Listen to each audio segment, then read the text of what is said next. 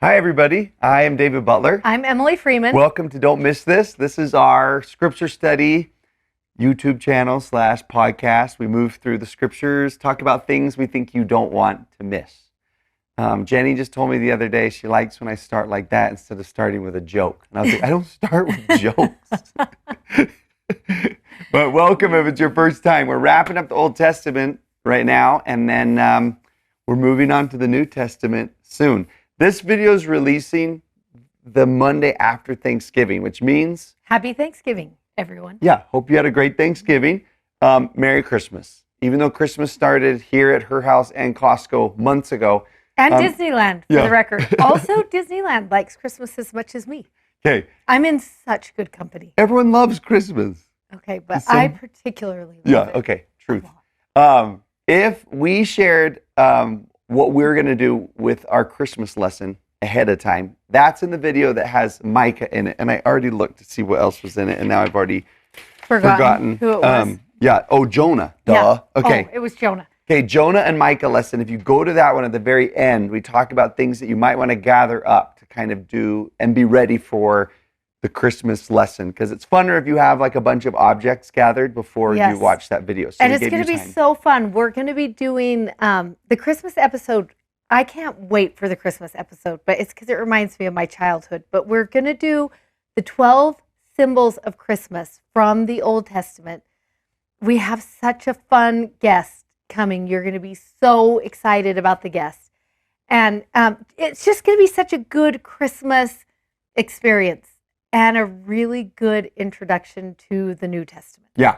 So you can watch that video and enjoy it and love it when it comes out. Or if you want to kind of prepare for it a little bit or prepare for something you want to do at your house, go back to that Micah video and then start gathering all the objects. You're going to gather 12 little objects from around your house. You might need to buy a couple of things. They're tiny and you want to hop on right now to get them. It's in the newsletter. Yeah. It's in the newsletter. Jinx. I was going to say all of them are easy on Amazon, or Hobby Lobby probably sells stuff like that too, that you could get for just the little lesson. Also, anybody who wants to get their New Testament study tools before the start of the new year, jump on that ASAP. They're there, but they sell out and then restock and sell out. Best thing to do is just order it, even if it looks like it's sold out, and then you'll get it faster that way. Okay, let's do the timeline. Oh, and I was going to say this real fast, this clarification. Okay. To answer everybody who's asking this question, the word a week is the one that has the names of Christ. Remember, next year there's going to be a name of Christ every week with every single lesson in the New Testament. This poster set is that word. It's the names of Christ. Which is going to be so awesome because you'll be hanging those names in your house all year long. And then there's a place in the journal where you're going to be able to capture those and do a little bit of a name study with that name during the week. So by the end of 52 weeks, we will know Jesus just a little bit more than we know him right now. I'm so excited for that. Same. Okay, this is where the next two go. Listen, it is getting so crazy that this is oh dear. It's so crazy that this is getting all filled up right now. Look at it. Yeah. I'm so proud of us, you guys. We read the whole Old Testament practically. Yeah. Okay, we're on week 50. Here they are right here. These two spots. Okay. Remind us where we are with all the people. Yeah. So the second half, after you pass the book of Chronicles, right, and you got all of these prophets, right? And they kind of came during a couple major seasons. Some prophets, like Elijah and Elisha, came right after the northern kingdom and the southern kingdom split. Then you have some prophets who came after the northern kingdom was gone, and they were preaching just to the southern kingdom.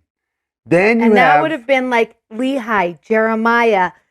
We've got Obadiah, Zephaniah, Habakkuk. All of these were gathered together trying to help the southern kingdom. Yeah. Then you have prophets who were in exile with the southern kingdom. Remember, they were taken away into Babylon. That's people like Daniel and Ezekiel and Jeremiah. They were in exile with them. And I think it's fun to talk about this because when Lehi left, right here is when the Book of Mormon begins. And then when Babylon comes in, we're in 1st Nephi and 2nd Nephi. I just was actually reading 1st Nephi 17 this week. And remember that one line when Laman and Lemuel are like, we could have still been in the land of our fathers and we might have been happy. Do you remember when they say that in chapter 17? And you're like, this was like Lamentations, is when they were having that conversation with Nephi. So it kind of gives you a little giggle if you know that's what's happening. And then as we're going through Second Nephi, you've got Daniel in the lion's den. And then you have this call to go back that starts happening in Jacob and Enos and Jerem. In that time of the Book of Mormon is when we're going to meet the two prophets that we're talking about today. Okay, so they are Zechariah and Haggai, and they're going to go right here in spots 50. And these are prophets that are preaching and are counseling and are speaking for the Lord when the people have returned back from exile. Remember, Persia takes over Babylon and sends them back into Jerusalem to rebuild the temple, the walls. We read the storyline of that in Ezra and Nehemiah. These are the prophets who are among them during that time period. So that's where we're at in the history of them. And you remember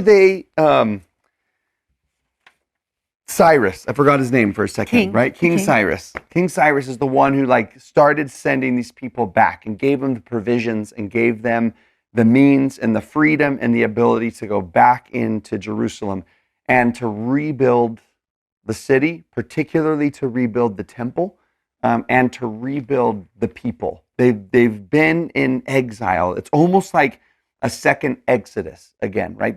They came out of Egypt and they sort of went, remember, straight to Mount Sinai when they came out of Egypt to kind of reestablish that relationship, that covenant relationship with God, and learn, how do we live as covenant people? How do we live as your image bearers and your message bearer to the rest of the world? And then you kind of have a really similar thing happening in this time period. They come out of exile and they come back in, and the call from the Lord is to build a temple. Or in other words, whenever we talk about building a temple during these two prophets, we want you to think of that as the same as rebuilding or reestablishing that covenant relationship with the Lord. It's not about the stones or the actual edifice itself, but it is that they're building Mount Sinai again, a place for them to reestablish that covenant relationship with him. So that's what's happening in these two books, Haggai and Zechariah. And I love that as we go into Haggai. Haggai is one of my favorite. Probably, I think he might be my favorite of the book of 12, is Haggai. And one of the things I love the most is what his name means. And it means festive or festival. I love that when he's born, the Lord is like, oh, this is going to be the happiest time of the 12. Is going to be this moment when they get to go back. Let's give him a super happy name. Don't you love that? Yeah. Let's name him Christmas. Yes. That's exactly what it feels like. You can give him he's not carrying a burden. He's not any of these things. And let's just skip ahead and say Zechariah's name means the Lord has remembered. So you love that these two prophets right near the end have to do with a festival and the Lord remembering. And remember those 70 years that we talked about in Jeremiah, that they were going to build houses and plant and try and find peace in that captivity. This is going to be the finally coming out of that place. And it's cool because you remember in every single one of the book of 12 and in Elijah, Elisha, Isaiah, Jeremiah, they all were almost, remember we saw this last time, split personality, where they're you have got to turn back to the Lord or you're going to be destroyed by your enemies. He's your only chance for protection, right? And he says, but you are going to be destroyed. It was prophesied, you are going into captivity. The city is going to be destroyed. But there was always this glimmer of hope in every single one of those prophecies, in all those prophets, that said, but one day a remnant will return and the temple be rebuilt, and the glory of the Lord will come back to that place. So there always was that hope. And these chapters are one of the spots where we see that, where we see the fulfillment of those hopeful prophecies. And what's cool is Zechariah is going to spend a lot of time on the second coming of the Savior. And so we're actually going to kind of like, as a people, relive this history, Yes, right? again, And because he's talking to his people and to like our people. Because remember, I love to think I'm going to be here for the second coming. Let's just pretend. yeah, why should you not? Okay. So I love thinking for a second, like, oh, I feel sometimes as if we live in that exile, waiting for the promises to be fulfilled.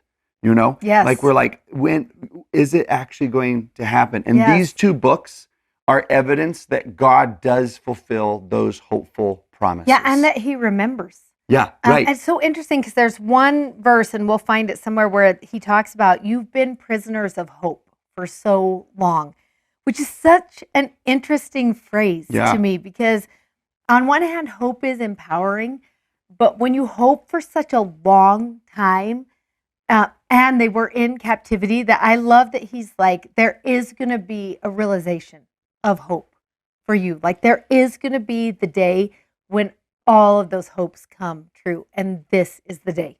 And I want to live in that day. Yeah. I'm fascinated by that day. It sounds so exciting. And another day I know you're fascinated by is the day of Haggai and Zechariah, this is the fulfillment of those promises. But something that's really powerful about this is, remember, right from the Garden of Eden, God he said, I will make Adam and Eve in my image. Now, that could mean you're going to look like me, and you're going to have fingers and toes and eyes and ears, and like a body, a real life body, like I do. And that's great. That's true. That's true. But the ancient word for image is a statue. Or in other words, you know, when you look at a statue of somebody, you would look at that statue and say, that's Martin Luther King. That's Thomas Jefferson. I'm thinking Washington, D.C. right now. I'm moving through all the monuments. That's where I was, everybody, in my mind. And you're like, that's not really them, but it's an image of them. It's a picture of them, right? It looks like them. And God calls Adam and Eve to be his image bearers in the world, to speak and to do and to act as if he would do. So in these chapters, this rebuilding and gathering together and reestablishing the covenant, he has people who are joining in the work with him. And so in this great work of restoration, he actually extends a call for us to engage and be a part of that. And that's also what's happening in these books. And I love that it starts out, like Haggai does not start out with a celebration. It actually starts out with a prophet still trying to stir up the hearts of the people. Because it says Haggai, the prophet, comes, and he comes to Zerubbabel and Joshua, who we're going to meet better in Zechariah. So we're going to wait until then. But those two names are going to become super important, Joshua and Zerubbabel. And he comes and he says, all the people are saying the time is not come, the time that the house should be built. But he says it actually is time. You're spending so much time constructing your covered dwellings, and it's actually time to construct this house of the Lord. And there's a reason for it. There's a reason why you need it. And I love in verse 5 when he says to them, consider your ways right now.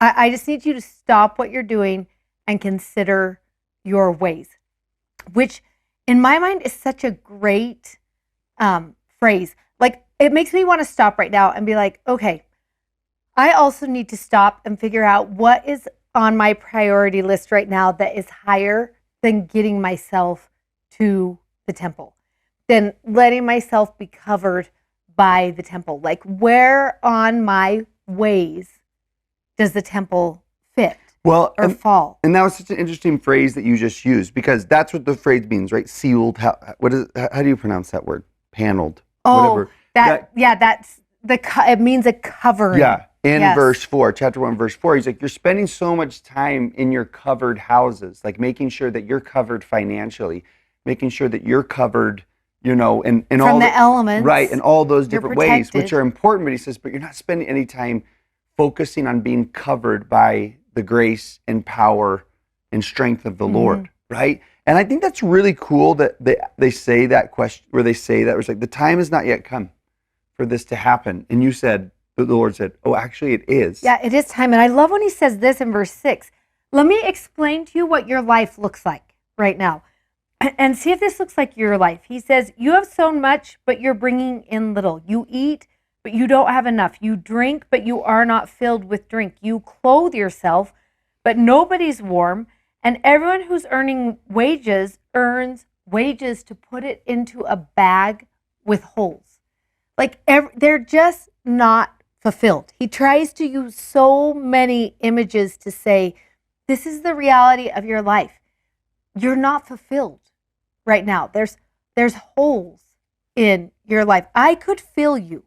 Like I could make you full, complete. Yeah. You know?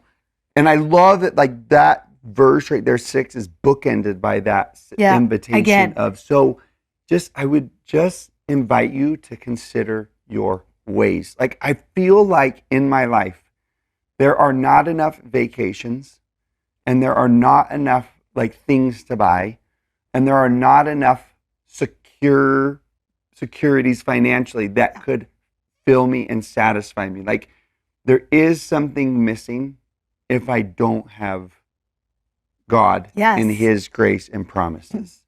And it seems like that's what he's saying in verse 6. Like you'll always feel a little bit unsatisfied. Yeah, and I love when he says to them, you looked for much and it came to little, which I really do think that's true. It's like this a little bit. You know how, I don't want to ruin Christmas for anyone, but you know how sometimes on Christmas, you wake up and in the morning, you have all this anticipation. Like this happened when I was in like my 13, 14-year-old years. We would go down. I was so excited.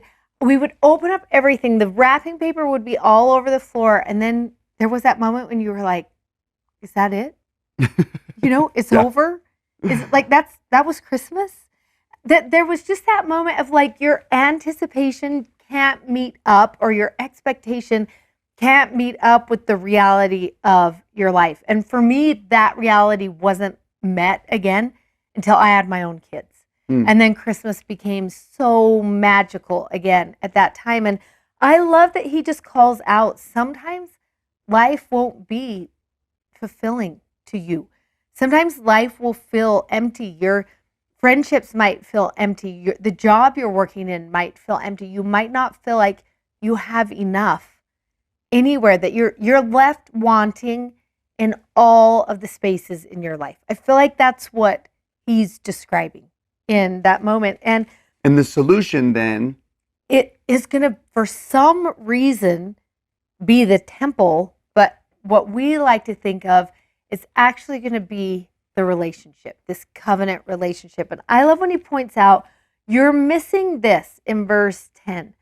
He says, the heaven over you is stayed from dew. And do you remember when we talked about this earlier? We've talked about it several times, the dews of Carmel. It's mentioned in the Doctrine and Covenants in section 128:19. It tells you, as the dews of Carmel, so shall knowledge descend upon you. And if you don't know what Mount Carmel is, then that verse means nothing to you. But if you've ever been to, I was just going to say Disneyland, which is almost Similar. the same. If you've ever been to Jerusalem in the fall, one thing that you'll notice is it is a desert. It is totally dry. It's brown, except for Mount Carmel. And where Mount Carmel is, it's situated in such a way that when the moisture comes from the Mediterranean Sea, it kind of hovers right over that mountain, over Mount Carmel, and dew falls on that mountain enough times a year that that one mountain range stays green all year round. And everybody knows who lives there. It's this phenomenon. It's so weird that everything else is brown except for Carmel because of these dews that come. And in D&C 128, it talks about how if you will go to the temple, then just like the dews of Carmel, this knowledge will descend upon you. And I love that thought that it's whenever you need it, every time you need it, that inspiration will come. That's the gift of covenant relationship. That's the gift that comes as we live and renew that relationship in the walls of the temple on a regular basis. And he says to them, because you don't have the temple, therefore, in verse 10, the heaven over you is stayed from dew. And I think that's so interesting that he's like, maybe that want that is in you, maybe that lack, that feeling of not enough is because the relationship is not deep enough for you to be receiving that constant touch point, that dew, that inspiration, that thing that would fill you if you just could enter back into covenant relationship again. And not just fill you, but also give life to all the other priorities that you have. Like he's not saying live homeless and don't, do all of these different things. But he says the problem is your order of your priorities. All of these should be priorities, but the order of them is a little bit out. Let the strength of that relationship fuel every other part of your life. He's not saying go be a monk in the mountains, but like let that covenant relationship fuel all the other ambitions, all the other dreams that you have, all of the work that you're doing, all of your other relationships that you have also. And so he calls them to go up in verse 8 to the mountain, bring wood and start building that house. Or every time it says that, replace it. Start building that relationship, that covenant relationship with him. And as you were talking about, one of those benefits of that covenant relationship is that bit by bit revelation that just kind of distills upon you.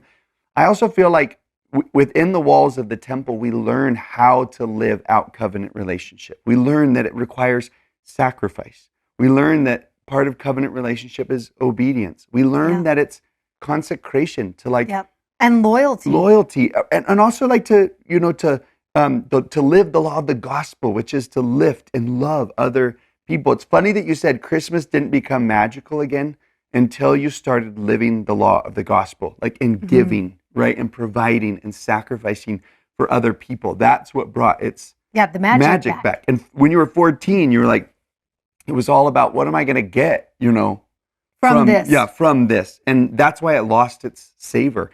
And the Lord would have come in and said, oh, do you want Christmas to have its magic again? He's like, live these principles. Live this follow this order of living, and it will bring it back for you. And I love that there is a moment where they're like, in verse 9, but the glory of this house will never be as great as the former house. Like, even if we rebuild this, it will never be what it was. And I love that the Lord is like, once you get in there and start realizing what's happening there, you'll realize what David said. The magic is not in the stones. It's not in the edifice. The magic is in the relationship. Doesn't matter what the front of the temple looks like. It matters what's happening inside. And both. Yeah, inside of you and inside of the temple. Right. Yes, which is so good. And I love the promise that he gives. And actually, before we give that promise, it would be fun to just talk for a minute. The conference talks we're going to reference today, there's two of them. One of them is Elder Bednar's talk, but the other one is the very last little bit of conference that took place right at the very end. It was President Nelson. And you know what it is. It's when he's going to announce all the temples, which is one of my favorite parts of conference, because why does he look like Santa Claus in that moment every single time? His eyes just get this little twinkle, and he's as excited as we all are to find out. And I think it's so interesting to realize that President Nelson is Haggai in this moment, that he's like, we are building places for you to go in and receive covenant relationship. And there were a couple places I love when he talked about that he said, it is significant that the Savior chose to appear to the people at the temple. It is his house. It is filled with his power. Let us never lose sight of what the Lord is doing for us now. He is making his temples more accessible. He is accelerating the pace at which we are building temples. He is increasing our ability to actually help gather Israel. And Then I love this line. He is also making it easier for each of us to become spiritually refined. I promise that increased time in the temple will bless your life in ways nothing else can. And I love that thought about within those walls, we become spiritually refined. Like a change starts taking place inside of us every time we go in there. And I love when he says, and pause, and I would say, and tie that back to what we said earlier, that as we become more refined, we become better at gathering people. We become better image bearers of, we fulfill that commission from the Garden of Eden better. Yes, which is so good. And I love when he's like, we are planning to build multiple temples in cities that are super busy, where it's hard for people to get to them. That's how passionate we are about this work. And then at the very end, this is the part I feel like is such a great match, because remember, Haggai was like, consider your ways and figure out how to make this a priority in your life right now. What would you need to do? And I love that President Nelson says, my dear brothers and sisters, may you focus on the temple in ways you never have before. I bless you to grow closer to God and Jesus Christ every day. And I love that thought that he's trying to focus us back on that. Consider your ways. Figure out how to get yourself more involved in that covenant relationship. What's that actually going to look like for you right now? And I love that Haggai talks about this. He says this in verse 18, consider now from this day and forward. You're in chapter 2 now. I'm in chapter 2 now, verse 18. Consider now from this day, from where we are right now, and upward or forward, from the 9th month, even from the day that the foundation of the Lord's temple was laid. Consider it. And I love that he's like, well, I want you to just look at your life once we started to build the temple, once we started to build that covenant relationship compared to what your life was like before. Consider it, he says. Is the seed yet in the barn? Yea, and as yet the vine and the fig tree and the pomegranate and the olive tree have not brought forth. But from this day I will bless you. And I just love that thought that he's like, as soon as you enter into covenant relationship, this is what your expectation can be. I will bless you. Those 4 things that he mentions right there, that vine and the fig tree and the pomegranate and the olive tree, were the 4 crops that were essential to the life of the people. That's what he lists for them. They would have known. Those are our 4 most important crops in the harvest time of the year. And I love that he's like, you pick your 4 most important places in your life right now. I will bless you there. That's where I will bless you. And it makes me want to sit down and be like, okay, here's the 4 most important places in my life right now. So I'm going to lay those out right now, and I'm going to consider my ways. And I'm going to figure out how to get into deeper covenant relationship with him. I'm going to get to the temple. I'm going to let that be my covering and where my inspiration comes from. And I'm going to watch those 4 things. And I'm going to see the blessings that come there. And I remember a couple years ago, Elder Bednar gave a talk about the windows of heaven opening. And I love that he mentioned several other ways to see the windows of heaven opening other than that check that shows up in the mail. Yeah. You hear that talk sometimes. And it's like, but he said, like, I would invite you to consider other ways that those blessings come. So when you participate in this exercise, I would put yourself in that mindset of, did I receive extra strength to deal with the problem? Did I receive additional answers and insight for this? Was there, but I think I love that verse 15 that says, now I pray you, consider from this day and upward.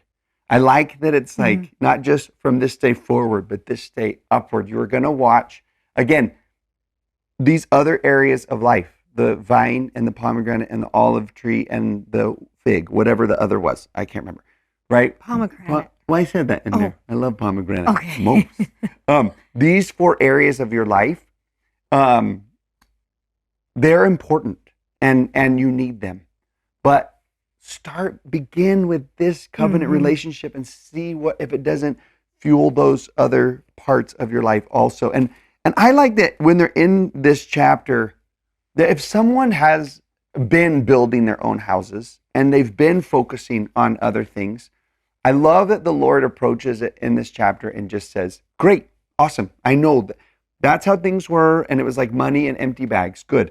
But from the very day you lay that stone, you're going to start seeing a spark come back into everything in your life. And it doesn't matter what things used to be like. All through that chapter 2, there's phrases that are like that. For example, this, verse 3, who is left among you? I love that he's just like, you just focus on whatever's left, you know? I like that verse 4 says, yet now be strong, for I am with you. Okay, awesome. Yesterday, maybe it wasn't, but how about yet now be strong? Like just start today. Or this one's one of my favorites in verse 7, where he says, I will shake all the nations and the desire. Oh, hold on. I forgot that's my favorite name of Jesus. But I'm going to come back to that. He is, well, no, I'll just do it right now. And he says, and the desire of all nations shall come. I love that name of Jesus Christ, that he's the desire of all nations. He's what you actually need. He's what you are actually hoping for. He is the answer to the prayers that you've been praying. Like he is the desire of all nations, wherever it is that you are. And he will come. And when he comes, he says, I will fill this house with glory. Like your house, your life, your story. Not the one you thought it should have been. Not the one you like planned on or whatever, but this house right here. And then he says this in 9, and the glory of this latter house shall be greater than of the former.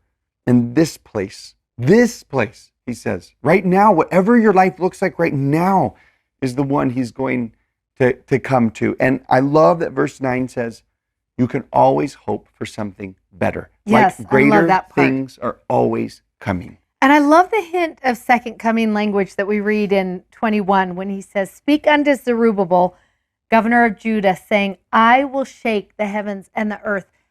We'll read that language in Matthew, and we also see it in the Doctrine and Covenants that he's going to shake the heavens. Sometimes we think that's going to be an earthquake, right? The stars are going to fall. But I love how Haggai describes it. He says this, he will overthrow the throne of kingdoms and destroy the strength of the kingdoms of the heathen, and I will overthrow the chariots and those that ride in them, and the horses and their riders shall come down. I love that he's like, whatever is against you, the heavens will shake for your good and for my name's glory. That is what is going to happen at that time. And then I love when he says this, in that day, this is the very last verse of all of Haggai. In that day, saith the Lord of hosts, I will take thee, O Zerubbabel, my servant, the son of, however you say that man's name, Shealtiel, saith the Lord, and will make thee as a signet, for I have chosen thee, saith the Lord of hosts. And when you think about that signet, sometimes that signifies in those days, this is something that we are both in love with. It would be a ring that you would wear. And then if you were going to send a decree out, you would seal it with hot wax, and then you would take your ring and you would push it in the wax. And that was the signet or the signature or the seal that it really was from that person. And only the person wearing that ring could seal that decree, whatever it was. And I love that thought that you can write in your scriptures right there, I will make you as a signet or as a seal. It's what you were talking about at the very beginning. That like, I will seal you mine. My name will be on you. Your name will actually be my name. That's what you will become because I have chosen you. And I just love the thought of when we go into the temple, when we decide to enter into a deeper covenant relationship, it's so that we may become his, but that we would become like him, that we would be the means of bringing healing and rescue and deliverance and all of those things that he is. He's going to refine us to be able to do that same work that he does through that relationship. And I love the thought of that. Yeah, and as we're going to get into Zechariah, who's going to talk about two of these people, because if you look back in Haggai 1 for just a second, they're mentioned again in verse 12. Zerubbabel and Joshua, they obeyed the voice of the Lord their God when he said, hey, consider your ways and begin to engage in relationship with God with more fervor and with more attention. And they actually heard it and they said, okay. And it says, and the words of Haggai the prophet, as the Lord their God had sent him, and they heard his words as if they were God's, and they said, okay, I'm going to do it. And verse 14, I love it, says, and the Lord stirred up the spirit of Zerubbabel and stirred up the spirit of Joshua, and they came and did the work in the house of the Lord. And I love that thought of hearing the invitation and then deciding, okay, and then the Lord coming to stir up your spirit to the work. Yeah, which we love. We love that thought of, it's like what a magic maker does. He stirs up what would empower or enlighten a soul. And Zechariah becomes actually the story of what Joshua and Zerubbabel will do. And it helps us, if we understand Zechariah, to even understand Second Coming scripture.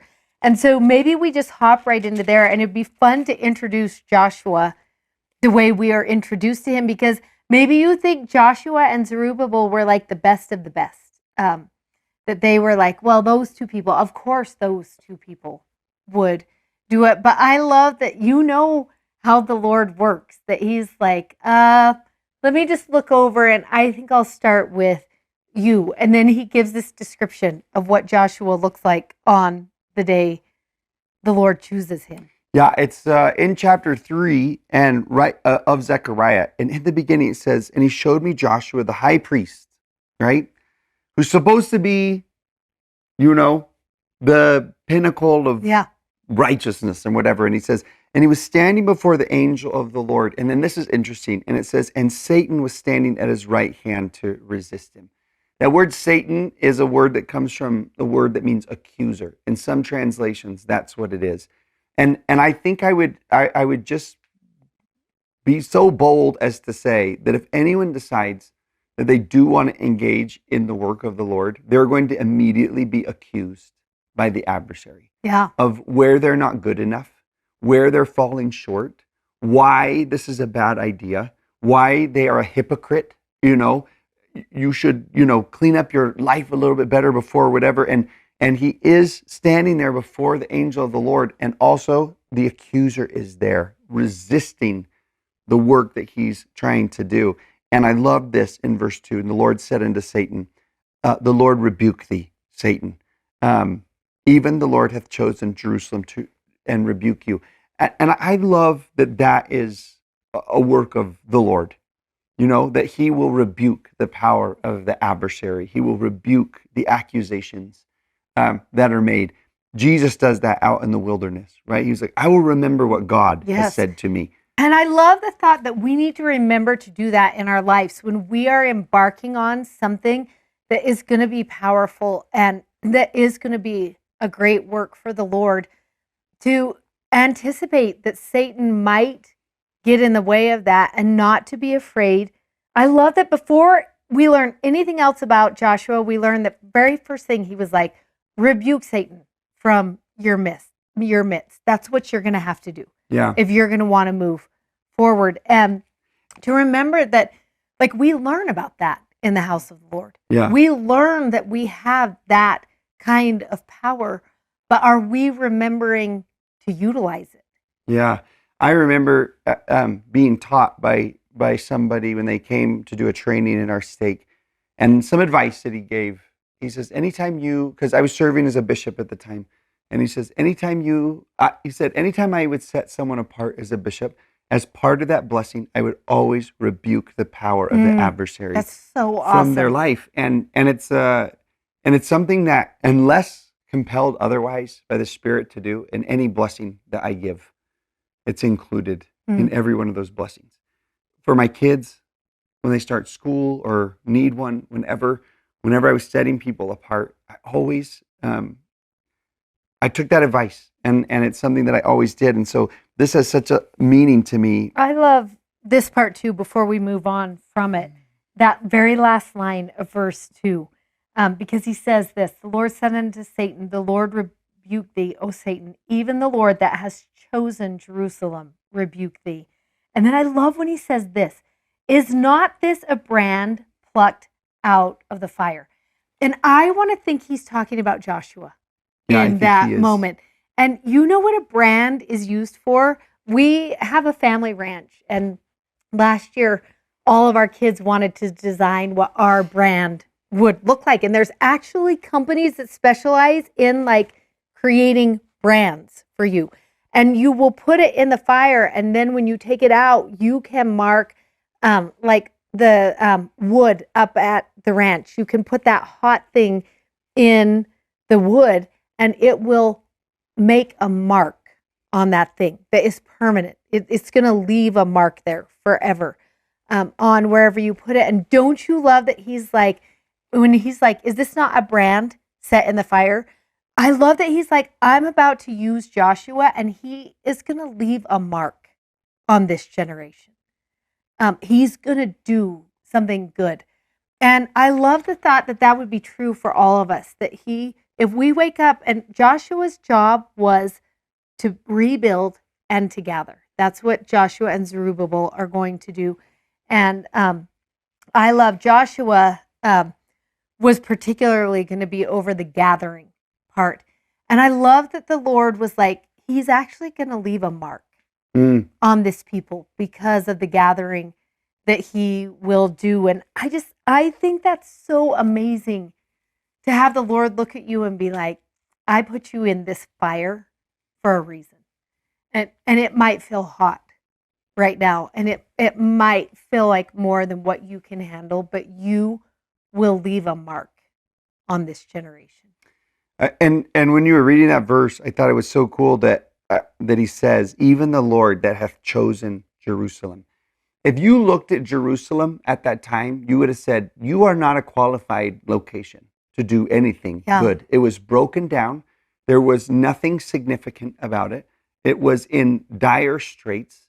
And you would have looked at it and said, what qualification do you, Jerusalem, have to be a holy city or a place of gathering? And the Lord gives the answer in verse 2, and it's because I picked it. Like, that's its only needed qualification, is I picked it.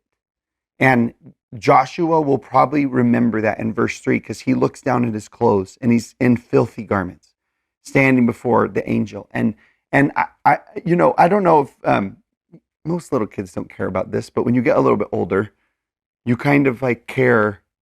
I mean, if your clothes are dirty, you would care about that. And especially if you were about to meet an angel, exactly, or like, right? This is going to be like a significant moment in my life, right? And he's looking, and he's just like, oh, and he probably thinks to himself, like, look at me, I can't make a mark, I can't do this. There's nothing about me that qualifies me for this work. And you just want him to remember verse 2. And I was like, what qualifies you for this is that you made yourself available, and the Lord picked you.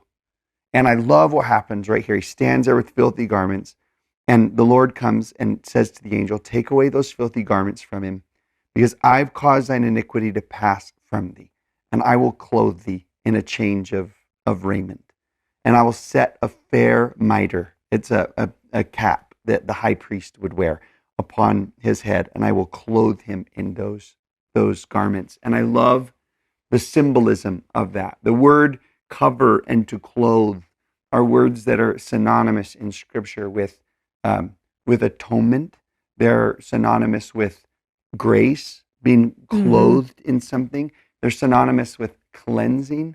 They're synonymous with authority and calling, being clothed in something new. You were in these dirty garments, and the Lord says, that's okay, because I'm actually going to clothe you in something different and something new. And you love that last line right there when it says, and the angel of the Lord stood by. And I just love the thought that there are, as we go through this process of changing, of being clothed, that there are angels that will stand by and help us get through those times. But this part also really makes me want to go back to Elder Bednar's talk, where he spoke in such a powerful way about the garment. And it hints of it here, and he hints of it there. And there are so many neat parts where he goes through and talks about actually putting on the holy garment of the Lord and what that looks like and how that will change us. And so that might be something that you would do when you're studying this Zechariah, is go back into Elder Bednar's talk from this most recent general conference and spend some time learning about this clothing that takes place here, because I feel like it's significant and important.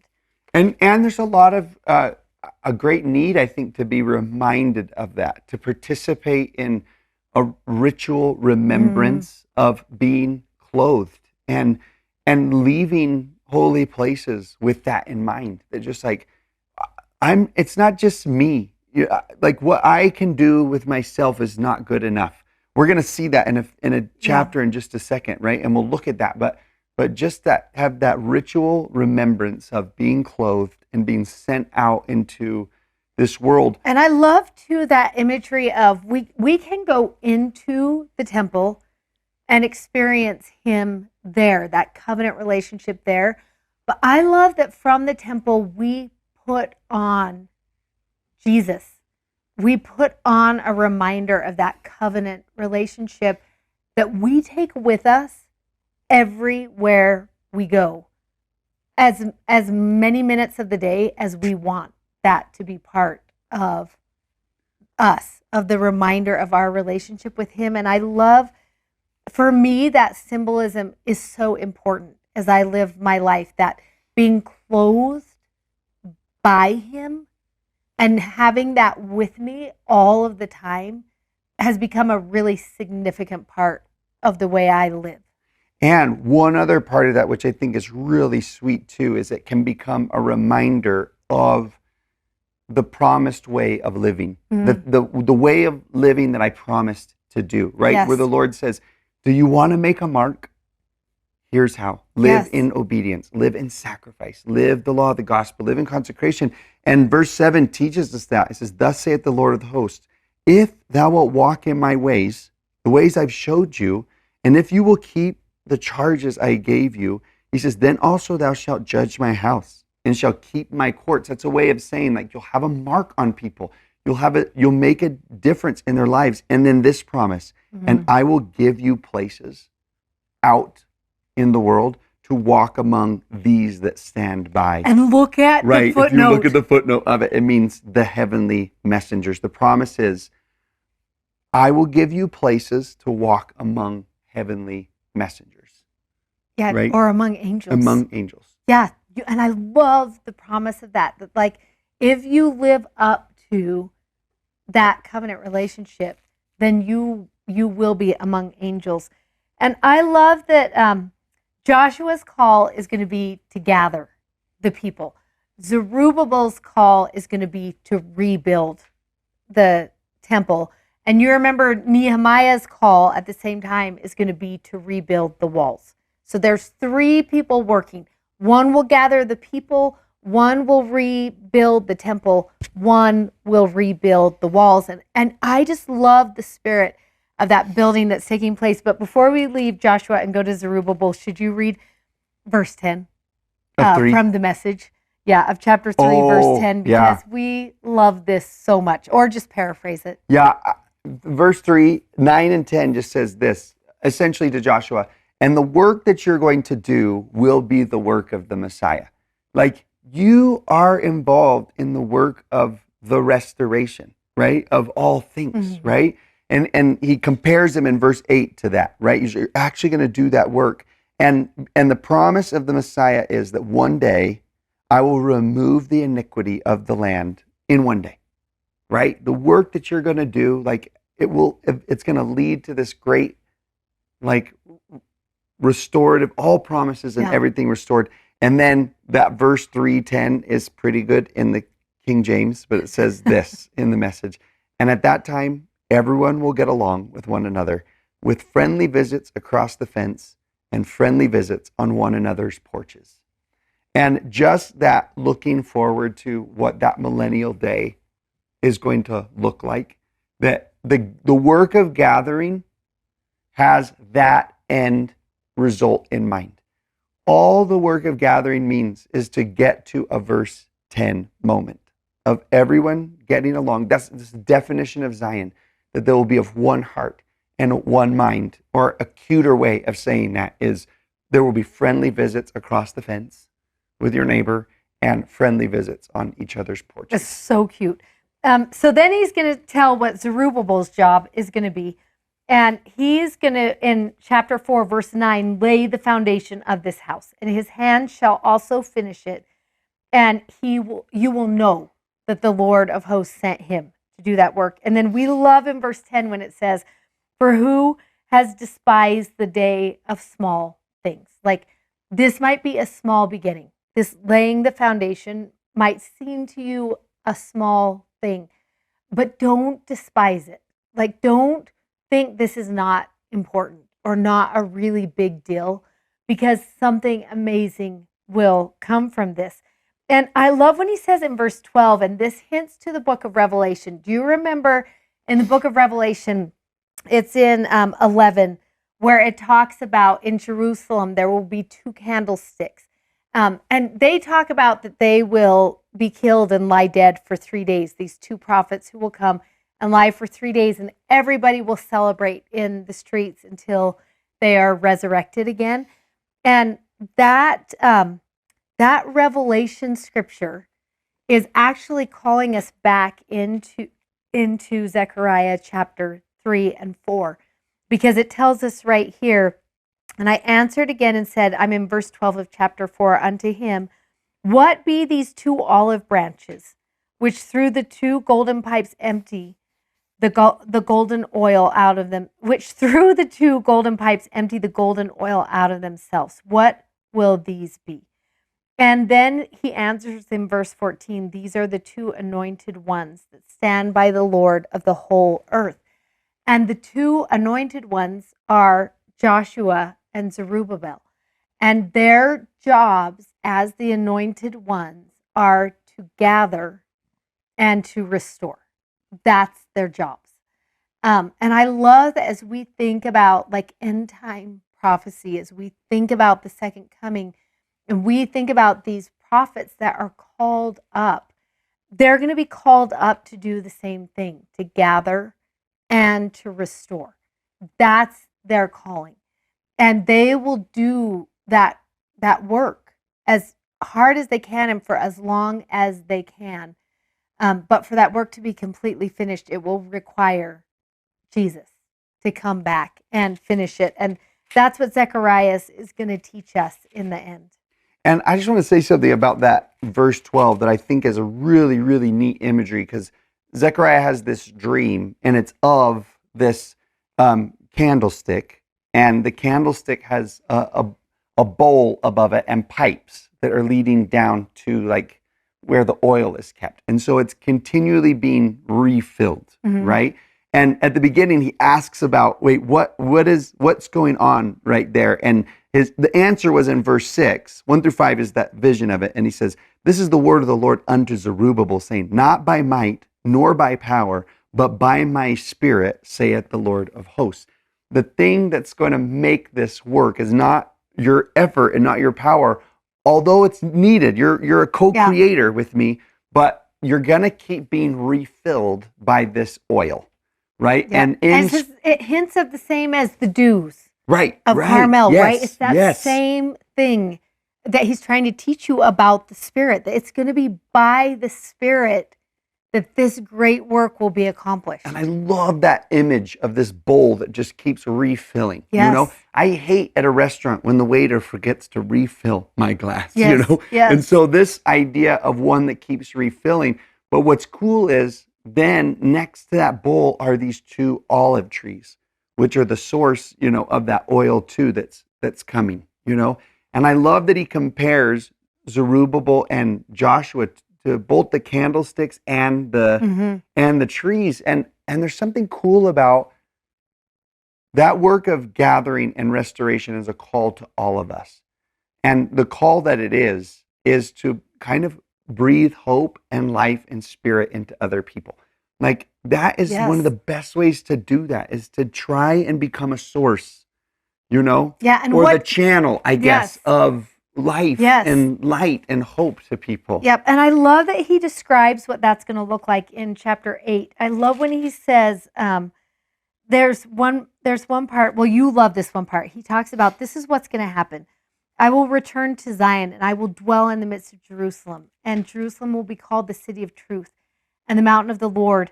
And the old men and the old women will dwell in the streets of Jerusalem. And then in chapter 8, verse 5, and the streets of the city shall be full of boys and girls playing in the streets thereof, and they shall be my people, and I will be their God.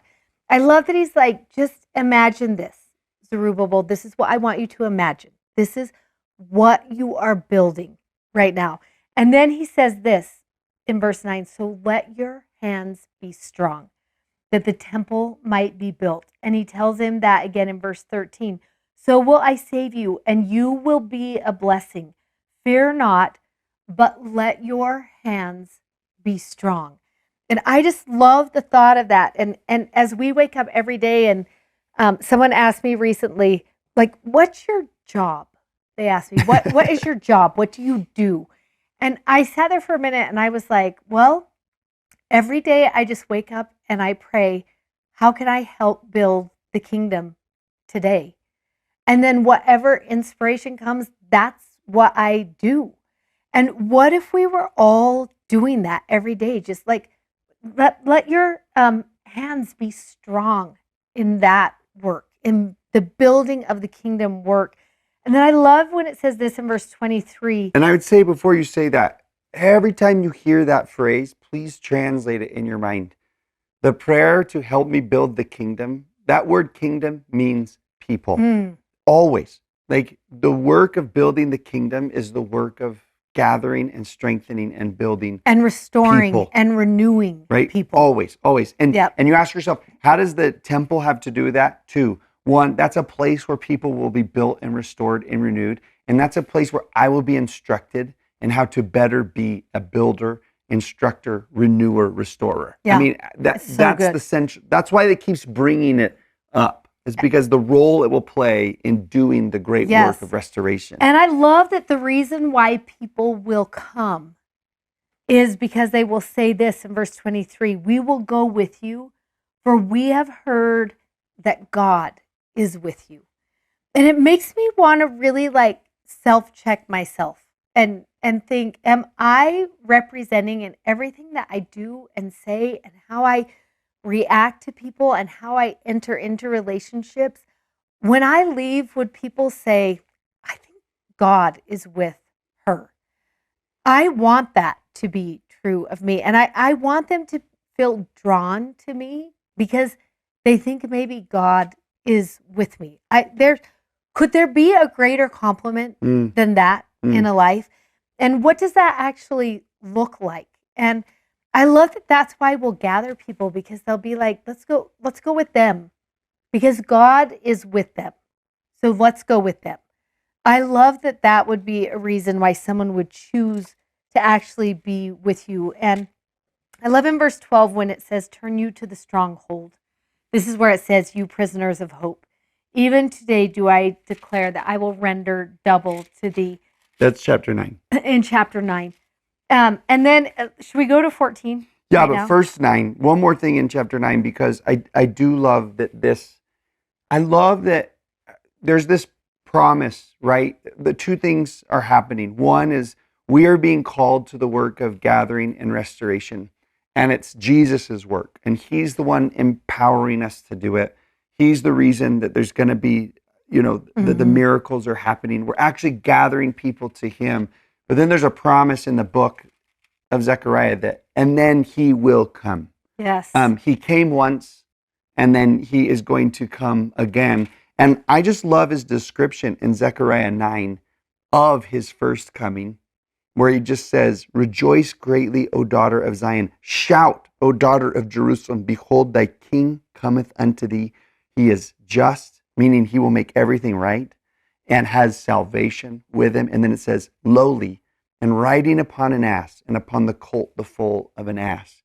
And I just love that call back to despise not the small beginnings. Yes. This work of gathering and restoration that we are a part of, there's this image of that Jesus, when he comes his first time, will do it from small beginnings. Like you would look at him and you would never have thought he could have had any sort of impact, or the things that he's like, "What, you healed a leper?" You know what I mean? It's like, I thought you were going to conquer a kingdom. Yes. And it just is encouraging, I think, to all of us who are engaging in that work. Like if we asked ourselves, if I taught a lesson like this, I think I would ask myself, okay, then what small things can I do to build people? Yes. Right?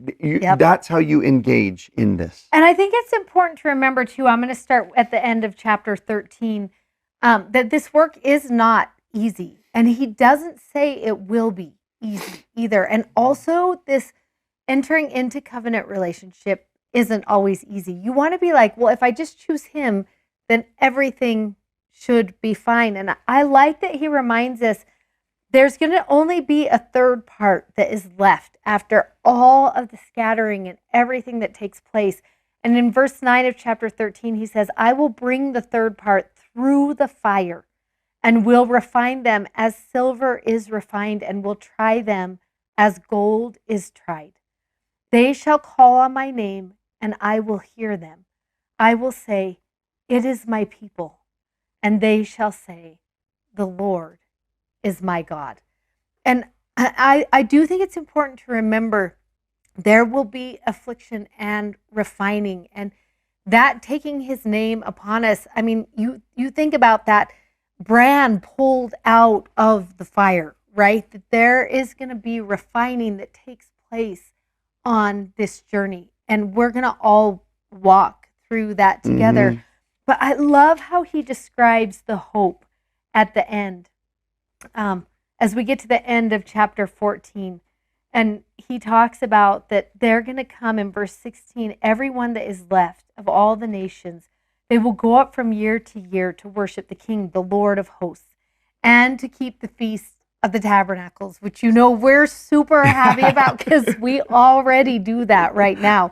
Who loves it for all of eternity? We're just going to sit in tents once a year. Well, it's just so awesome. Remember, it was the festival. Yeah, and it was the festival of ingathering, right? And the promise in 16, this is the second coming promise, that the King will come and the whole earth will get to join in this celebration all together. This celebration of ingathering, right? Where everyone is welcome. Yeah. And remember, it's also a celebration to remember everything that the Lord has done. And it's so neat to think at the end day that we'll all gather everyone together with the King. And we'll recall all that happened. I mean, 14 starts with battle words, right? And it comes back to what you said, it will be a fight. It will be a battle. It says houses will be rifled. It says that in the very beginning of this chapter. It's it will be, right? Until, and it says, but then on that day will come when the King will show up, and I know which verse is your favorite. But you start looking before you get to that one, and it says, but it shall be, verse 7, one day, which shall be known unto the Lord, not day nor night, but it shall come to pass in the evening time it shall be light, which is kind of cool. There's that Book of Mormon. When the sun goes down, it will still be light. And on that day, living waters will go out from Jerusalem, half of them toward the former sea, other half toward the hinder sea, and the Lord shall be king over all the earth. And in that day shall there be one Lord, and his name one. That call to like unity and over the fence and on the porches. And these are great, great second coming imagery that's in here.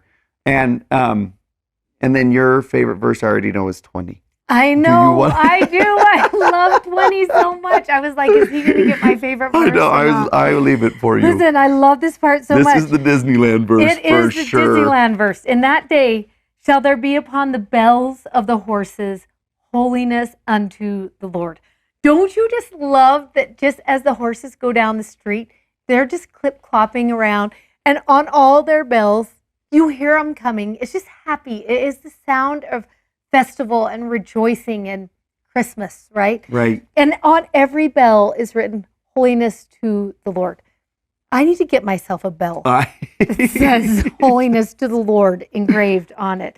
And then I love when it says this, and every pot in Jerusalem and in Judah shall be holiness unto the Lord of hosts. And all they that sacrifice shall come and take of them that seethe therein. And in that day there shall be no more the Canaanite in the house of the Lord of hosts. This verse is actually super important. And it's one of my favorite parts of Zechariah, because in Jerusalem they would have known when they did the sacrifices, the people who ate of the sacrifice, only the priests could eat of the sacrifice. That was true.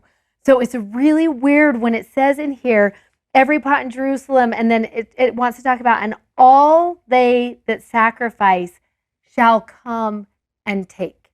And for that to be true, it means everyone has to be a priest or a priestess who is there. Every person would have to be a priest or a priestess. And don't you love that he's like, this is what I will make you to become.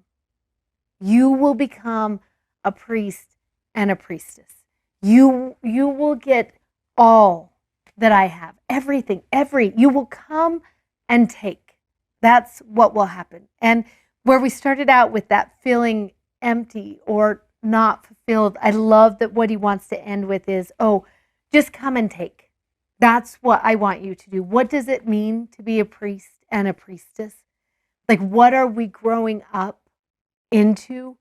It's just someone who can partake fully of everything God has to offer. And what a beautiful promise.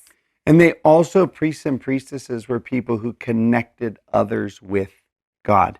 And it shows again that the call and the work that we're called to. And I love just ending this lesson thinking about two things. One, the hope and the promises of what are to come. But second, what is the work in the meantime? What can I engage in the meantime? And one day the whole earth will be a temple. That's what's happening. When the horses have holiness to the Lord on them, it means and all the pots. Right. It means you're living in holiness. In holiness. Everybody is. It's Zion. It's happened. It's created. But it happens like one small foundation stone at a time.